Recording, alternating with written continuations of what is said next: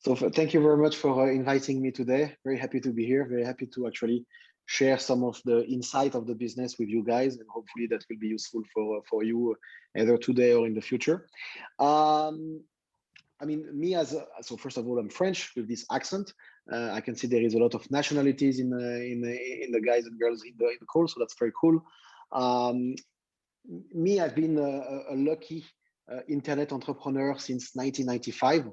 So I'm going to say that most of you were not born, and that's very scary for me to say that. But in 1995, where there was the beginning of the internet, I started, and I was 16 or 18. 18. I started to create my first company. That was what we will call a web agency at that time, and evolve in different stuff, sold the business, then move into another business, then move into another business, then move into another business. And actually, I spent in 2004, I moved into the online gambling, especially sports betting and poker. The idea at that time was that this, like everybody else, I thought that industry was like a dirty industry, that was a dark industry, that was bad. Then I started to understand, to educate myself and understand what is really behind.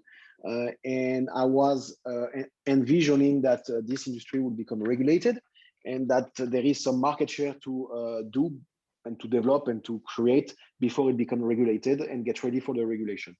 Was a little bit too early. Regulation in France came in 2010, more or less, so like 6 years after. But we were ready, and the company that I founded at that time is still the biggest. And I'm not involved in their success, but because I sold in 2006. But it's still the biggest sports betting and poker company in France. And then I created another one that I sold in 2012 to a leading US company, and I sold the technologies on the platform. Then moving to different things, and 3 years ago, moving to the crypto/sports industry, and created our new baby called Socios.com, which is obviously inspired of the Socios of Real Madrid and Barcelona. And the idea was very, very simple, and it's still very simple.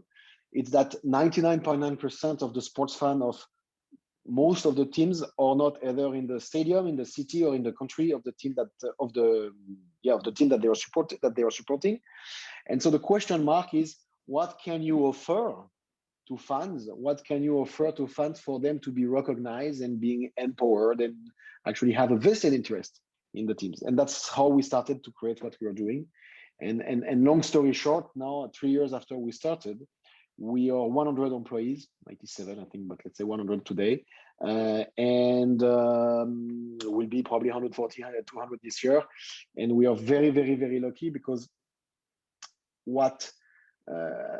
and we're going to go into details with your question, of course, but what we are creating with the concept of fan tokens is very unique. Was not necessarily understood when we started, but now it's becoming a thing. And it's booming. It's literally booming as we talk today. Okay, thank you. And so you are the CEO of actually Socios and Chiliz, right? It's the company. Yes. So can you explain actually to the broad audience with broad backgrounds, because not everybody can understand actually what you actually doing in the Chiliz and what actually offer to clubs. So if you can explain that to the audience, and what's the connection between Socios and Chiliz? So Chiliz is the name of the blockchain technology that we do, and it's the name of our token. We have our own. I don't like to use the word cryptocurrency, but we have our own tokens that we created 3 years ago, early 2018, and that is the fuel of the whole ecosystem of Socios and the other things that we are building. And I would say that's step one. And step two, which is more relevant for you because it's less crypto boring, but it's more sports oriented. Socios.com is a mobile app that you better download today during or after this meeting. And you can download it on iOS and Android. And Socios is a fan engagement, but rather a fan monetization app, meaning that you go in the app and you can buy a Barcelona token, an Atletico Madrid token, a PSG token, a Juventus token, and 20 other brands we are working with. And with this token, and I will symbolize it with this Juventus one. This is a fake one. I mean, this is a stupid thing, but by owning this fan token, this is yours. That is in the mobile app. If you own one Juventus token, you can participate in decision that the club is asking you. What does it mean? It means that we manage to convince and educate the clubs that they have to ask their fans 5, 6, 10 times a year, and their fans being only the people who own tokens. They have to ask questions like, what music do you want to have in the stadium every time we score a goal? And in the case of Juventus, it's interesting because they never changed the music for the last 8 years. And so they asked, that happened last year, they asked their fan token holders in the Socios app by promoting it on Twitter and social media and everything, and in medias ourselves. But it was really like, hey, what music do you want to have between A, B, C, D? So of course they had to do the pre-choice for even like IP rights and legal rights, and to avoid to have something that would make no sense in the stadium. But they choose 4 stuff, and then they ask the fans, hey, what do you want?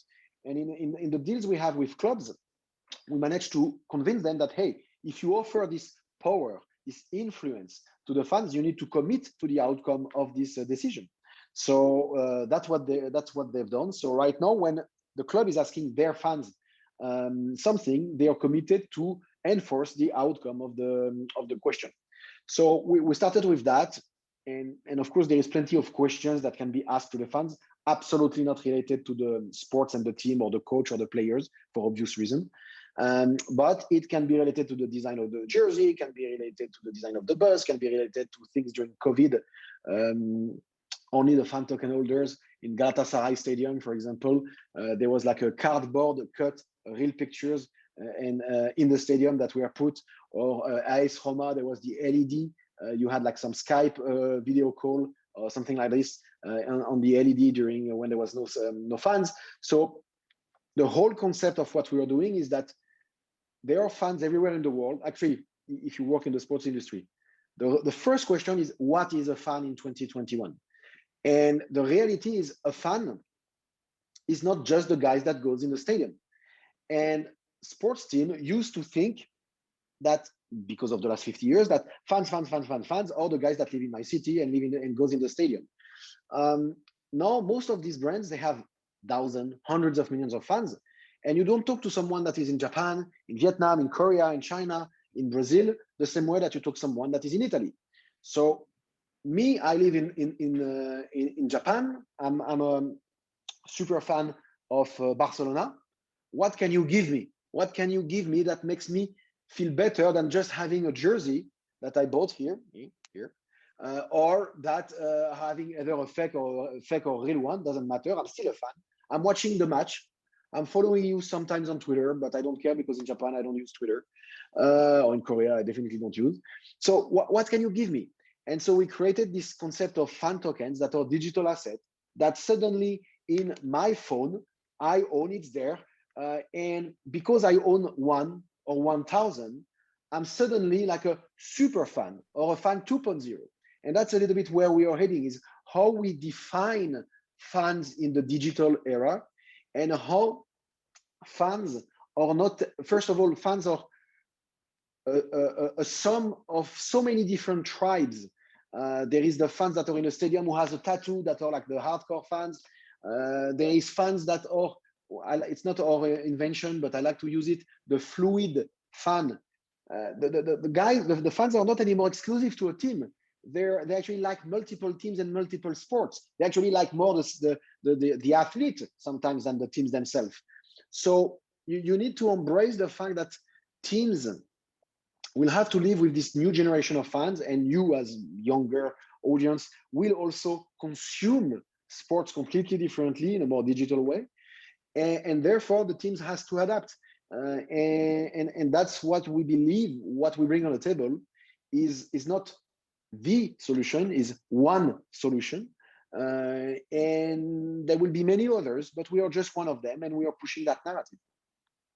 And because it's actually the tokens, and there is a kind of internal stock market, right, for this on your platform. So let me ask you a question from your experience, because you actually sold out the Barcelona tokens, Atletico de Madrid, right? Galatasaray, Juventus. So this is big names, and you also targeting the small ones.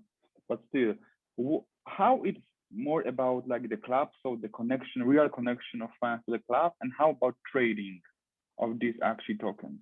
What's the attitude of people actually? It's a bit of both. I mean, in a way, it's the wrong question, because everything in sports is about scarcity. There is only 50,000 people or 30,000 people in a stadium. There is only a certain amount of signed jersey that you will ever get. There is only a certain amount of tickets for the final of the Champions League. Sports is about scarcity. Now, does it mean, so we created something new, this digital asset, that is for fans. But it's not only for fans, it's also for traders. And the fact that traders may or may not be a fan of that team is irrelevant.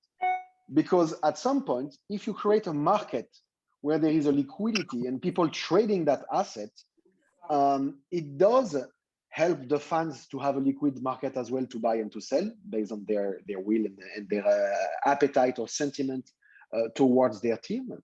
But it also helps teams to generate revenue out of the brands that they have. Because at some point you could argue that Barcelona, Juventus, or massive household brand. Everybody knows Barcelona and Juventus, and PSG. The fact that this asset is available in our market, or even now we started to list these fan tokens on third-party exchanges like Binance, for example, #1 in the world. The fact that Binance has 50 million users, statistically, there is 1/3, half of them, that are sports fans in general. And statistically, a certain amount of these users are very much educated and knowledgeable about the brands of Barcelona, Juventus, PSG, etc.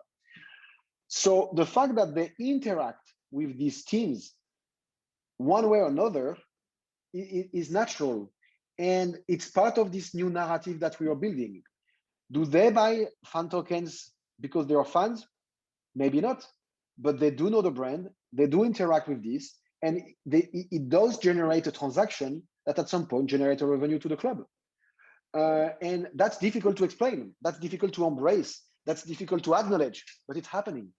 And that's where all of our business is about education. 100% of my job is to talk to people in clubs or in leagues in general to explain, hey, that's what we do. And the guys look at me like, what the hell is this? And then I have to explain, hey, this is okay. You're going to get it at some point. And if you don't get it, it means that it's not for you, but doesn't mean that it's not for your club. Because as I said, I'm of course very vocal sometimes and slightly bullish and slightly even a dick, I'll say it. But on my LinkedIn recently, I even said something like, if you're not looking, if you're the head of digital of a sports team and you're not looking at digital assets, you should be fired. Because this is happening. You may do not accept it, you may do not understanding it, but it's happening. So at some point, it's how you as either in your job or in the club that you're working with, how you want to position yourself. But this is happening. And yeah, this is a fantastic story, but we know also the reality where sports clubs and football clubs especially are resistant to technologies frequently. And so once you approach the club, be it Barcelona, whatever it is, do you firstly focus just to sell actually your service, to focus on the recommended profit that can be obtained from implementing your technology, or you focus on showing the vision of connecting the fans to the club? Because how the CEOs of these clubs react to your vision? They are more encouraged by the profit or by the connection by the fans? I know it's a tricky question. No, because I said it publicly. The bad things in the sports industry, everything is about money. The good things about the sports industry, everything is about money. So at some point, if you're lucky enough to have the resources to make things to make your dreams happen, in a way, that's my dream, It's not yet the dream of every club, but that's my dream and my team's dream here in the company. So because we are very lucky to have the capital to make it happen, we can push people out of their comfort zone. Doesn't always work, and don't take me wrong, money doesn't always talk, but it does help at least, and that's the most important. It forces people to listen to you, and then you may fail, and I do fail quite a lot in many clubs that yet don't want to embrace what we do. That's okay, but at least it forces them to listen to me. That's painful sometimes. Okay. And tell me, so you, for example, sold the first tokens and like the news went viral. Is it true that, for example, clubs hearing the news about your technology and like, let's say FC Barcelona implementing that, they were more attracted or still resistant to Yeah, no, I mean, Barcelona was a good hit. What we did recently in December and February with the launch of AC Milan, in December when we launched PSG and Juventus on Binance, that was the real game changer because we sold for like $13 million 3-0 in few days, more or less, all of these brands. So what was a PowerPoint and a PDF 3 years ago when I was talking to some teams, what was like a crazy idea from this weird startup that in a country that is, we don't know where it is, now it's becoming like 100 people company that is working with major brands and generating revenue and paying teams in millions of dollars of this revenue. So we are way more legit. Doesn't work for everybody, but we are more an authority, at least in what we do, than we are the same people, but the look towards us changed because we delivered what we said we were going to do. Also, the quality defense itself, actually. I mean, yeah, but the quality, there is the crypto space and the football space in general. There is always someone. People think there is so much money that they always want to work in the sports industry. The reality is, yeah, sure, there is a lot of money, but clubs don't like to pay anything. Like literally, I'm pretty sure that most of the clubs don't pay their printers, and they make a deal with a printing company to get their printer for free. So it's an extreme, but yet pretty sure that's the spirit. And so you need to fit in that model where you do bring value, you do bring safety. There is someone. Can you put on a mute?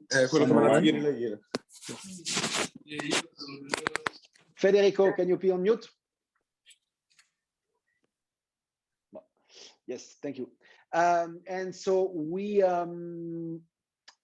yeah, so quality matters, but the reality is 3 years ago, we were like anybody else. If you don't deliver what you say you will do, then we are just like anybody else. And there was some other companies that aimed at doing something and they never delivered. And that's fine. You know, I like to say it, fake it till you make it. You know, at the first you have to bullshit your way to explain that you're going to change the world. I'm not here to change the world, but you still have to push boundaries to explain what is your vision. But then you have to deliver your vision. If you don't, you will fail. And that's life of everybody. I failed many times in my life. And if you are sometimes lucky and it's the right time and the right product with the right people in your company, then you deliver. And when you start to deliver, then what's the fun starts. Okay, and clarify also one more point. So basically, you focus on the blockchain technology, and recently you signed a Polish club, and the story is pretty interesting because it took them almost a year just to research about the legal implications, whether it's possible, and whether that technology can be implemented within their cloud. So how the legal regulations at the beginning, especially of your company, was important, and how was that obstacle for this? How do you know that though? Because how did you know that it took a year? Oh, I did my homework. Okay, because I don't think it's public. No, it is public, but in Polish. That's right. So it didn't take a year, in all fairness, but most of the clubs, rightfully, they don't want to do something that will be potentially illegal, either for a legal point of view, but most importantly for a reputational point of view. So when we work with clubs, the technology is not, there is no issue with blockchain. Blockchain is just a technology. It depends what you do with it, but blockchain is not an issue.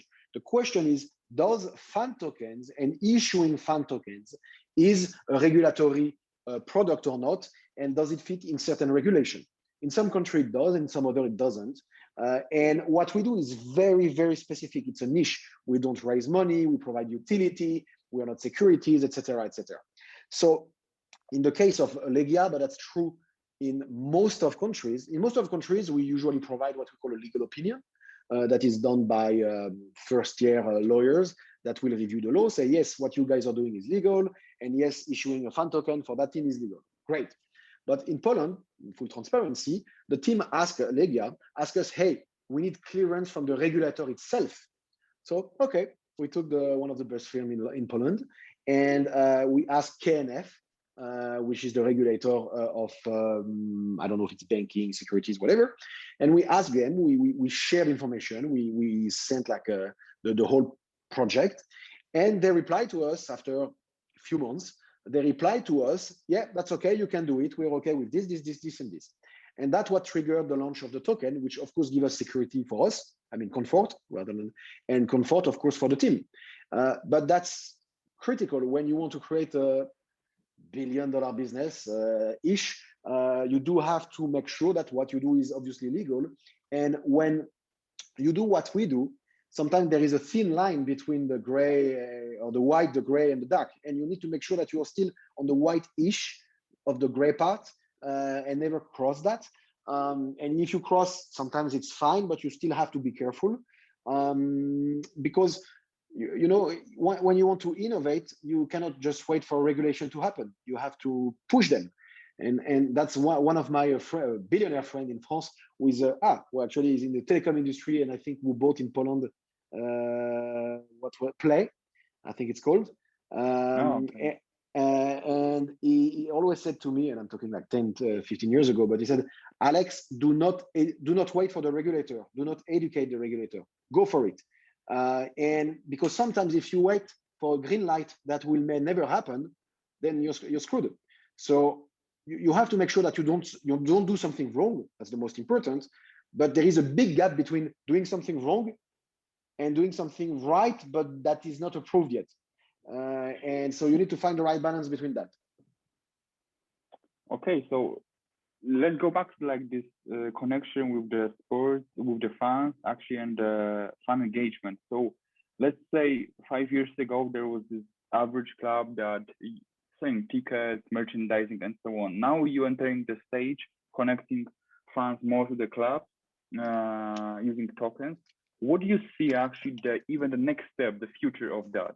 What's the natural vision for your company, but as a whole industry of the fan engagement? What clubs can do even more, provided that they're using already your company? I personally believe that sports brand clubs are going to become more and more what we call D2C, direct to consumer, or B2C, business to consumer companies. Because when you look at sports brand or sports or clubs, they make revenue with broadcast rights, biggest revenue, of course. And this, at some point, and we see it already, there is a ceiling, there is a plateau. It cannot go forever up. It's actually starting to go down already. And because of Netflix, Disney Plus, or whatever, or DAZN, there is more and more platforms that's gonna make this industry slightly different. So in any case, you cannot, I believe, I may be wrong, but that you cannot double the revenue coming from broadcasting rights. Sponsoring, at some point, you cannot add more logos in your jersey. You cannot, you can add what you call categories, but same stories. There is not an unlimited amount of categories. You cannot sell 2 times more the price of the jersey, except if you're Manchester United, but still, you're still at a plateau. There is some plateau. Ticketing, you cannot increase, you definitely cannot increase the ticketing of what's in the stadium for social reason. Same for the merchandising, you can sell a little bit more, etc. So the real question is, if you want to grow your business in the next 5 to 10 years, is what can you create that is digital and scalable? And we believe what we do is one of it. Some other guys will think that OTT, special content, like behind the scenes stuff, yeah, sure, maybe.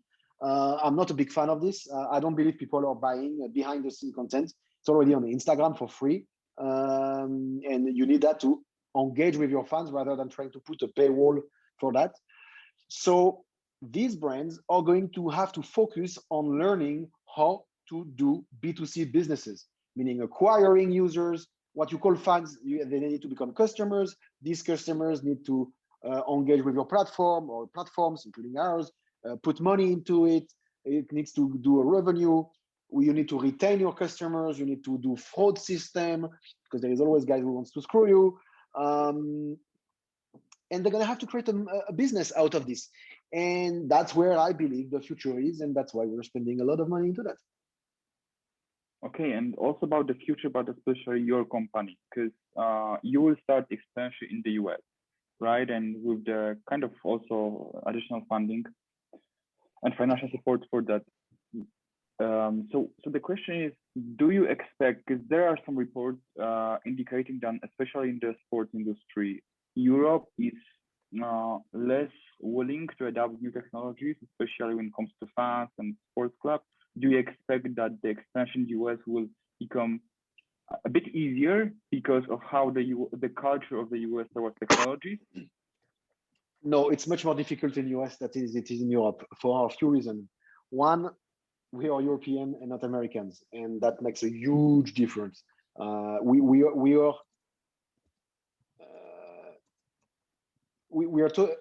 more or less every sports in Europe knows sports league or teams. They know a little bit about us. They've heard about us. There is that thing. I've seen something. It's there.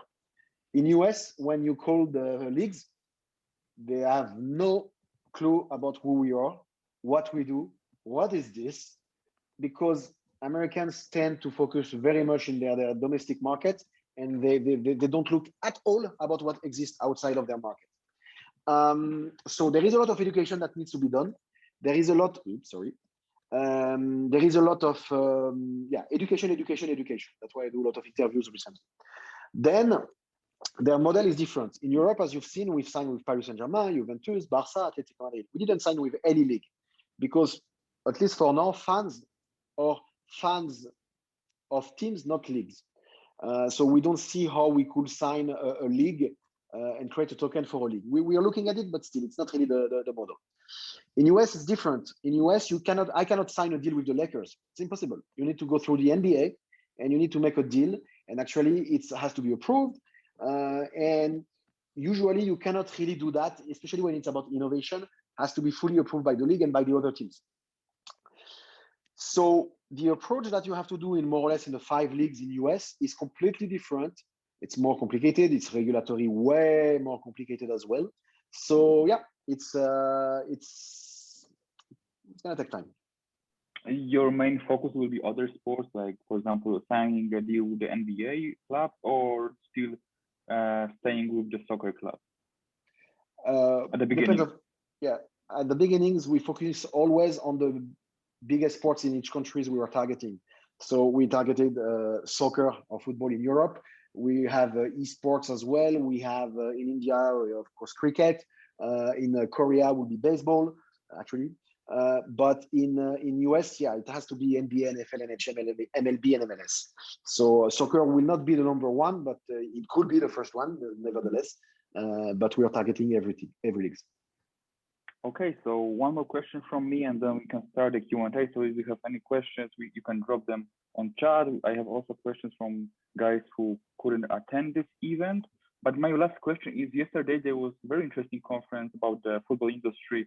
And Andrea Agnelli, which is the CEO of the Juventus, said very interesting thing that 40% of young generation, so actually my age or our age of our students, are not interested at all in sports, and we are losing all of them. If we don't wake up, actually we lose them, and our business will not grow. We will lose our biggest value and our big monetary value. So apart from your company, but as a person with experience in that industry, how you see connecting the my generation, our generation, actually the student generation, tokens? I understand this is the one way. It can be very interesting for especially those who are more into financial also stuff and trading. But do you see other actually paths, maybe unexplored yet, maybe explore to be explored by the new startups? How do you see, especially targeting the young generation? Because, for example, the competitors now are Netflix, for example, and so much more difficult than 20 years ago for clubs to compete about this stance. So I don't have I obviously don't have the answer to that. I have just ideas. There is 24 hours per day. The question is, how can you capture a percentage of this time for an entertainment product? Sports is an entertainment product, at least when you watch it and you're passive. New generation like to be slightly more active, and video games. I'm a gamer myself, obviously, and video games. You are more active than you are passive, and yet I caught myself watching stream on Twitch of video games, which you could argue, well, that makes zero sense, but it's exactly the same that watching people on the field running after a ball. They play a game, it's a football game or it's a video game, it's still a game. So I guess maybe at some point it will be about the format. Maybe it's too long for the young generation. Maybe it's too long. Maybe it's creating something. I cannot tell you that. But we have a project called. I will just tease you. We have a project called Socios Cup. Hope to do that this summer. That will be an event, fan-driven, and that will, yes, target rather younger generation. I still don't know how we're gonna pull this out, but let's try. But in terms of how targeting the young generation is, I guess the more digital you are, the more more chance you have to succeed. And creating these tokens is just one way. And we are not the solution of anything in the world, but we are definitely gonna give a young generation that is already educated about coins in video games, about digital asset that can go from CSGO, from like marketplace and stuff like this. Yeah, we already educate. We're already educating. They're already educated with this. We are just translating this world into traditional sports, and that's where we can play something crazy. Is it gonna work? No idea, but we're definitely gonna try. Okay, so let me ask you a few questions of like I said, guys who can attend this event. So I received interesting question. Whether do you believe that in the future, when you have more clubs, more tokens, and it will be more, fluid market, do you believe that it will turn into the pure trading platform, not like focus on sport, but more like guys who want to trade and more into financials rather than pure fans who want to connect with clubs? Do you believe that turn into this? You have both, because actually the fan will always be a fan. So as long as you provide what we call utility. So the guy will go on Socios app, or at some point in the club's app as well, where we're going to provide this. They will be able to have several tokens, and they will be able to use the utility of the purpose of the token. And this will never change. There will always be fans that will be interested to participate, to be recognized. We are adding like a gamification stuff in the next few weeks, and that will add the fact that it's utility for the token. But then you will have people who want to trade it the same way that you always have people who want to trade these tokens. So we already have today an audience of, actually we have an audience of hundreds of thousands people today that are trading tokens that are not necessarily fan of them, but that's fine. But it's two different audience. This audience will merge at some point in like 5 years, because casual fans will grow into our ecosystem. Crypto enthusiasts will grow as well, but fans and normal people like you and me will eventually become crypto enthusiasts as well. So we're gonna bridge that in the next 3 to 5 years. And that's, yeah. And also we have some students who ask me, especially from India, because we have huge community from guys from India. What's your plans for cricket from India? And and what's your vision for that? And India, when we can expect? I wish I could tell you we had a good call today with another cricket team. Hopefully, it will happen soon. But India has been in one of our priority for a long time. The regulatory framework has been complicated for political reason. Yeah, one week you can read that they're gonna ban crypto. The week after this week there is the finance minister who will say, "Oh, that's okay, we're not gonna ban it." So for us, it doesn't matter because we are bullish. But for the teams, they were like respected or owned team by either the richest family in the country or even other corporation, you still have to, they have to be careful.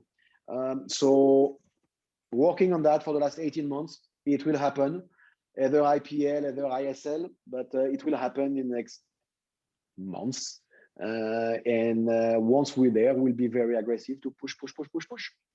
And a similar question I received about when and actually how it can be about the media and like more the celebrity sector, because you also want to diversify, except from sports, you want to also go into that subsector. And so what's the plans? What's your vision for that? So the reason we haven't launched yet a token for a celebrity is either an athlete or singer or a TV show, which I'm looking at, is because we haven't found yet the right formula. We're working on it. We have pretty cool ideas. We are getting there, but yeah, it's coming. Okay, so Aman, you have a voice. You can ask your question. Yeah. Hey, Alex, thank you for doing this. My question is that which part of the world do you see most of your users come from? I saw your question in the chat. So today, our biggest markets are not the traditional Western countries, I will say. They are rather Turkey, Poland, Korea, Asia in general. I hate when people, I spend most of my time in Asia, but Asia doesn't mean anything. Asia is still, it's like Europe. It's a son of thousands of countries. So it doesn't mean anything. But we do have significant audience in Japan, Korea, China. We are targeting a little bit more Vietnam, which is very big in football and soccer. Indonesia is massive, but very low monetization, so need to the finest thing. But Turkey is one of our biggest markets for two reasons. One, because of how society is built out of football, or rather how football is built out on the society. And then we have, and also because it's a big market in terms of crypto enthusiasts. It's massive.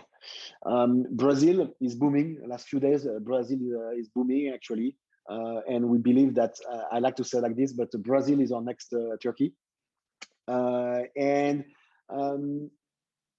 would be tempted to say that emerging countries, and not to insult any countries, because Korea, Japan are definitely not emerging countries, but it's more like advanced countries, not the old countries like France. I'm French. France, Italy, Spain, these are all countries.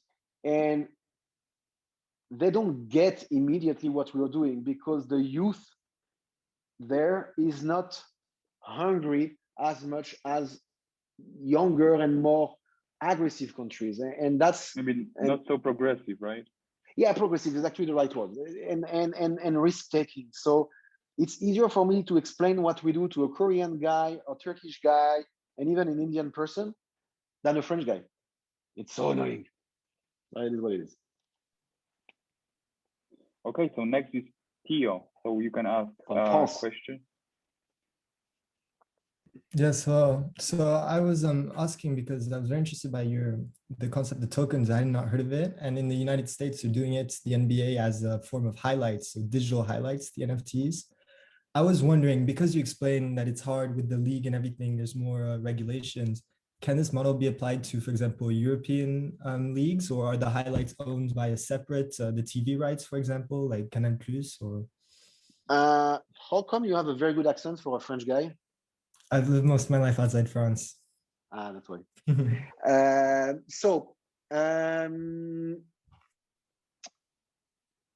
There is a big question mark for us as well about is this model will work in Europe, because in Europe we have a little bit less this culture of collectibles. We have the Panini culture that all of maybe less you, but me definitely. I was involved when I was 6 years old, or I guess something like that. In US, there is more a culture of collectibles with trading, literally trading cards of baseball and stuff like this. So that model works well in US. In Europe, the rights, as you said, are completely different. Actually, some of the rights are owned for a time are owned by the broadcaster, then it's owned by the league, then it's owned by the team. So it's very difficult to figure out what's the best model. We are obviously working on it, but we'll have to do something different first, because we hate to copy what works somewhere else. We have to be more innovative, and also because the market are different. So I don't know if the same model will work, but definitely there is something there. And today, actually, if you follow my Twitter, and you better follow my Twitter, I teased or leaked one of the design of the NFTs with Barcelona, even though it was just a mock-up, but still to tease about the fact that, hey, this is coming. And so I will let your imagination on working on that. Thank you very much. Okay, so Irene, now your turn. Yeah, thank you. I was curious about like the idea generation process. So how did you come up with this idea of connecting funds and clubs through tokens? Like, was it like your personal need that you felt like you were not engaged enough with the clubs you were following, or was it something that came from an idea from maybe like an indirect competitor that was doing something similar successfully? Oh, I like that question. So I'm not a sports fan. So it's not about me. What happened? So I actually fast forward when I explained what I was doing. I fast forward one thing. I fast forward the fact that I was in the poker business at some point, and that I used to own, not that I used to own, but we created a sports concept called the Global Poker League, GPL. And the Global Poker League was actually, if you're in the sports space, was a complete new franchise league that we created with 12 different teams. So we had the Paris Aviators, the Milan Emperors, the New York Rounders, the Las Vegas Moneymakers. So we created a league from scratch, 12 teams, 12 franchises that we own. So me as a company, I raised money for that. Me as a company, I was the owner of the league, owner of the teams. I was paying the players, poker players, to play in a very unique format. Players were eventually like, not employees, but paid to play. And we created a show that was broadcasted on Twitch, and well, let's say mainly on Twitch. We did that for 9 months, lost a ton of money, had few millions of viewers over the 9 months. We did the 180 matches, 400 hours of broadcasting. We built a TV studio actually in Malta, where I live, and in Las Vegas. We built a cube of 11 tons of glass where the players were playing in. And I will let you Google that to understand how fucked up crazy we were. And then we have we own a league, we have teams, we have an audience, but how do we monetize that? And we don't have sponsors. We do poker. Poker, oh, it's illegal, oh, it's bad, oh, it's tainted, so it's difficult to embrace. So we had to think about, hey, let's go into a B2C model. And it's actually our own failure that led us to create what we are doing today for the others. Because I was the owner of a sports property, failed the one, but doesn't matter. And we tried to figure out and to break the equation of the formula of trying to monetize it and to engage and monetize it. And the more we were brainstorming internally, the more we said, well, instead of trying to do it for others, for ourselves, let's try to do it for others. Because ourselves, we have actually no fans, or barely no fans. We have to run a sports league and a franchise. It's great to create value, but that's going to cost thousands of millions of dollars to sustain in a sport that nobody understands that it's a sport. And then we pivoted into, hey, let's create this amazing idea, but for others. And that's actually how it came up. So the point here is, it's because of our own need, not me as an individual. It could have been the case, but not me as an individual, but because we set up a business that was failing and we tried to figure out how we can make it successful. And we we thought that that thing that can be successful for us can actually be way more successful for others. So we decided to go for others. My hidden dream or secret dream is at some point we may come back in a few years with a global poker league, because socios.com will have 10 million users, and we will be able to create our own league again, either in esports or either in poker, with the teams that you will support. Okay, so Nicolo is the next one. Where is Nicolo? Yeah. Hello. Hello. Hi.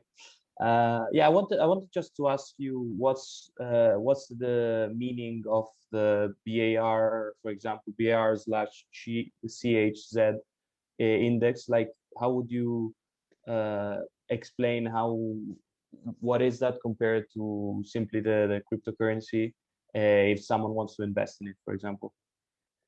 You're Brazilian? No, Italian. Okay, but so what the BR, like before you send the link to see all the market indexes, yeah, and I wanted to understand like what is their meaning and compared to the cryptocurrency itself. I mean, yeah, we do have, let's say, two kind of digital assets. We have Chiliz, which is our own, and it's the cryptocurrency in our mobile app. Every time you want to buy a token or something, you have to use Chiliz. So we have one currency for the whole ecosystem into our app. So just imagine, not that you've seen that in your life, unfortunately, because I'm too old, but remember the video game arcade, where you go and you put, actually you go to a cashier, you give 10 euro, he give you 10 coins that you put in video games arcade and stuff like this. That's actually, these coins are called tokens originally, and what we do is the same. Is we have a mobile app where you have tokens that give you access to the whole ecosystem, which is all the teams in the platform. Chiliz is the fuel of our ecosystem. It's the fuel of our blockchain, etc. That's the boring part. On the other end, each other, in the link I sent you, you can see Barcelona. So Barcelona right now, it's called BAR, and there is it worth $41. Actually, the last 7 days it went up $160. That's quite a lot, 160%. Sorry, but what needs to, I mean, fan tokens and Chiliz are not investment, and I know that sometimes. Not ironic, but people don't understand that, but it's the reality. It's not an investment. It may fluctuate in value. You may make money, you may lose money, but what matters is the utility that is provided by the product that you're buying, or the service that is provided by the product that you're buying. So most of our trading today, there is $47 million that is traded on all the platforms, and it's written on the top of that page. $47 million are traded of fan tokens. Does it mean that $47 million were bought by fans? No, it means that $47 million of these tokens were exchanged between people, traders, fans, whatever. But then it's your own call to decide if you want to have a vested interest in the team that you're supporting. I will not recommend to do that to make money. That will not be fair, because you may lose money. But if you intend to have the utility or the service that is provided by the ownership of this token, then feel free to do it. Thank you. Thanks. Okay, so Pay is the next one. Alex, Hi. thank you so much for impressive and informative session. And I was very surprised because I didn't know Japan is one of the active countries in terms of utilization of token. And also I was working at the professional soccer club in Japan, but nobody in the industry doesn't care about that. So my question is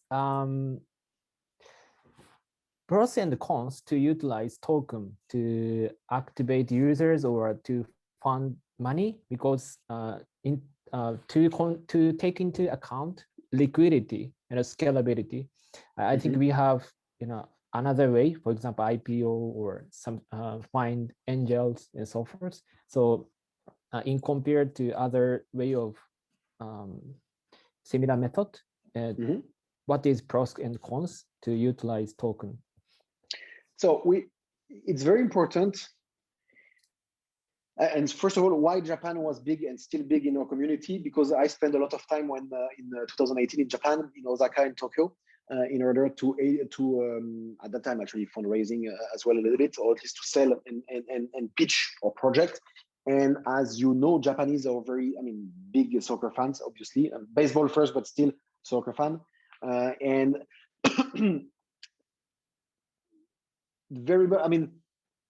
that's the paradox of Japan, but it's true in every country. You have regulators in a country that will be probably somehow against crypto at some point, even though it's actually legal, of course. And actually, Bitcoin is in Japan. Bitcoin is one of the rare countries that Bitcoin is recognized as I don't know if the word is currencies, but something like this. And you have 7 or 9 regulated exchanges. So there is a very well structured market, and yet everybody is shy about it. But that's because people are shy that they actually support it. And I've seen a lot of Japanese loving what we are doing, even though they don't want to say it publicly. Now, just going back to Japan as well, it is one of our biggest markets, but we don't have yet a football or a baseball team because people are just reluctant. And in all fairness, probably very old school. I remember myself, I've been there, I meet some PFL or Pacific, PFL, I think, the Pacific or PBL, the Pacific League in baseball. And I met people, and of course, because I'm a foreigner, it doesn't help. We do have actually an office and we even here in Malta, we have our Japanese team. But there is still a gap in terms of education and endorsement from Japanese corporation, let's say, to embrace what we do. People will be keen to do it, but sports teams are way too afraid and reluctant to do it. Okay, so the next is Stewart.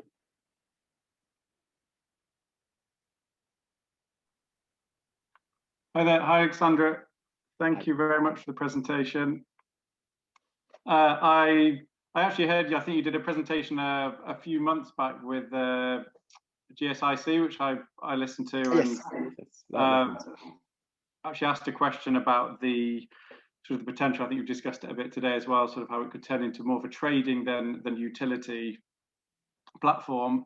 I was just wondering if at the moment, in terms of, because sort of looking at the page, you can see the changes in the value of the tokens, if there is a direct relationship between the token value and sort of the different utilities that each token provides for specific clubs. And if, for example, if a club announces a new utility for a token, like selecting the song or designing the club, do you see an increase in the value and the demand for that token, or not so much? So yes, actually today, for example, I teased about the NFT for Barcelona, and the token went up. Right. So again, it's all about education. We need to educate the market. The market doesn't know. The market will buy and sell, but the market doesn't know about how it should be structured. This will take time.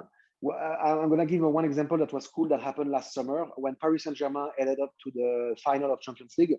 The PSG token actually was multiplied by, I don't know, 3 or 4, whatever. But you were able to see literally day per day, week per week, when it was going to the final, and the night of the final, it went down. What it means that it becomes a translation, and that's how we hope to see it in the next 5 to 10 years, but it becomes a translation of the fan sentiment, or the brand sentiment, or the club value at some point, at least in the eyes of a market. Is it the market? I don't know, but it's a market. And so then it's the job of the teams to work out to make sure they had utility and therefore value to the tokens that they are offering. And do the clubs, I mean, is it an initial offering of a fixed amount of tokens, so then it is driven very much by supply and demand, or are there more tokens sort of slowly released as more people want more tokens? How does that side of it? So how does it work? It's we call that minting. So, but let's say printing. We are printing 20 million of this Juventus token. So that there is 20 million Juventus token. We sell, for the sake of it, 1 million. So 5% at the original sell. Then when it goes on the market in different exchanges, if it goes, we increase the supply, let's say, to 10%. So there is 2 million in the circulating, so what we call circulating supply into the market. So there is, if there is a demand, it can be supplied. And then, so there is still there is still 18 million available. The goal is that this 18 million at some point will be distributed and released over the next 6-7 years. So if there is demand, there will be distribution. If there is no demand, well, that's life. You will have the inventory the same way you have jersey that you don't sell. Well, that's the same. It's an inventory.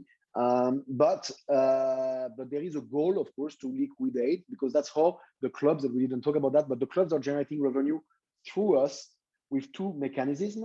One is the sales of this token, and that's obviously how we sell either on Socios or on exchanges. So we sell tokens to either the market or to the fans. And also in our own platform, when you and I, when Stuart and I are trading as a P2P transaction into the platform, we as a company take a fee and we share that fee with the club. So eventually the club is generating for now a very low revenue out of this transaction fee, but still it's thousands of dollars per month still per club, and it's getting there. Interesting. So it's like IPO, but there's an additional ongoing benefit for each trade, unlike standard. Yes, and by the way, back to IPO, just to going back to ePay, I'm not sure if it's the right pronunciation, because now I remember that I forgot to answer to a question. Yeah, it's not that because you do tokens that you are fundraising. Most of it, and that's why I came about why I was in Japan. Selling token is like selling jersey. It's like selling tickets. It's a revenue. And that's how it's designed to be, at least for us. It's not that because a club is selling tokens that they are raising money. No, it's not capital, both legally and financially. Clubs don't need us to raise money. They can call their banker, they can call investors. They don't need us. But we are a new revenue stream. That's how you have to see it. They sell broadcasting rights, merchandising, ticketing, blah, blah, blah. Now they're selling fan tokens. That's what we're, and collectibles. That's what we push. Cool, thank you. So the last question from me. So you said that you were, or you is still, you are actually not personally attached to, because you are not so like connected, found to the particular club or the industry. Like you are not so, deep into the sport or football. So was that helpful, beneficial for you that you were not so personally attached actually to the cause that you were like selling and fighting for, or was it a negative? So you did your homework. Very proud of you, because I said that I've said that 100 times. But when I signed, do we see? Yes. No, when I signed Barcelona somewhere here, or actually like this Barcelona or Paris Saint-Germain or UFC or whatever, it doesn't affect me at all. Because I'm not a fan. Me, I'm more like a geek. I'm a tech guy. I like to build a business, whatever. And that's a good thing, because we don't take decisions based on emotional things. I have zero attachment. Should we sign Manchester City or Manchester United? Well, it doesn't matter. Whoever is best for what we do is relevant, not because I'm a fan of it. Am I happy when I went to Barcelona to sign a contract? Yeah, sure, I was happy. I was proud. I can say that to my friends. I have a nice picture on my Facebook, get a lot of likes, but that's it. What's next? And that's how we need to build up. And it's so I don't have an emotional attachment to the partners we are signing. I'm very proud, of course, don't take me wrong. And it's a massive achievement, but these are for me brands and product, and it's how it should be for me, not for the company. In the company, we have super fans, and that's much easier to hire people if they're a fan of Juventus and Milan than if they're a fan of nothing, because they want to work with us to get close to their teams, and that's amazing. But me, I have to be as neutral and as agnostic as possible.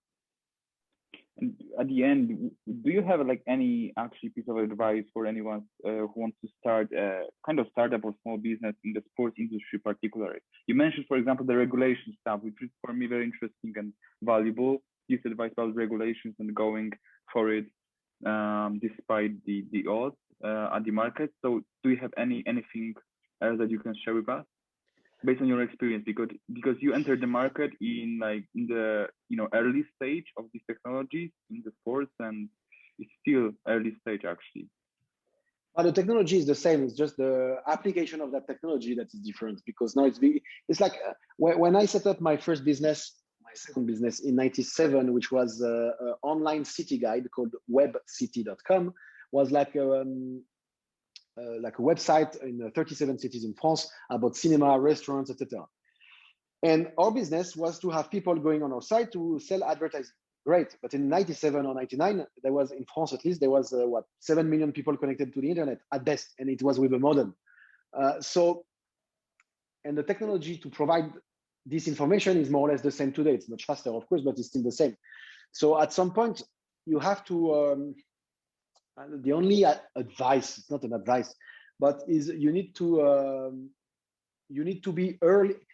You need to be early in the market, but not too early, because if you are too early, you will fail. I failed a few times because I was too early. You have the best idea ever, but the market is not ready for it.